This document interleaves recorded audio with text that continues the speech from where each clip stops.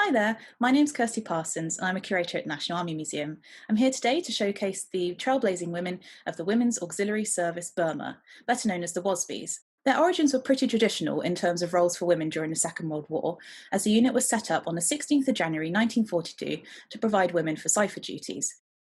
The Wasbies had only been in existence for a few months before the Japanese forces poured into Burma, bombing Rangoon, where the Wasbie HQ was. Many of the women were evacuated to India by sea, but 65 stayed behind to help Army HQ before leaving with the retreating British forces.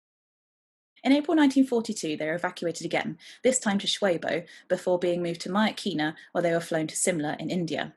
It was in Simla that the unit was disbanded in its original form, and many of the women transferred to the Women's Auxiliary Corps India. The unit was reformed under the same name, but this time with a completely different mission. The women were now employed to staff mobile canteens, providing tea, cakes, sandwiches, and stores to the men of Burma Command. They were initially confined to serving out of bases and camps, before eventually being granted permission to move forward with the troops who were advancing further and further into Burma. This, of course, put them in danger of attacks from Japanese forces. Joyce Shaw writes about this in a letter to her friend dated 23rd of November 1944. Quote, "I'm now in a very forward position. We live in tents which we make comfortable. In Shillong, Kohima, and Imphal, however, we have small bungalows, usually with a few bullet holes through the roof.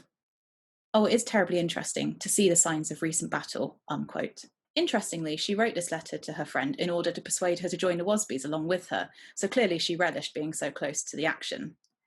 Despite being evacuated several times during their service, the Wasbies did reach Japan, along with the British Commonwealth Occupation Force in 1946. By the time they disbanded, around 250 women had served in the Wasbies, and many were mentioned in dispatches. The contribution of these women to Britain's war effort has largely been forgotten, along with all those who served in Burma and the campaign in the Far East as a whole. Hopefully, I've piqued your interest and you continue to search out stories of these courageous women and, more generally, about one of the forgotten theatres of the Second World War.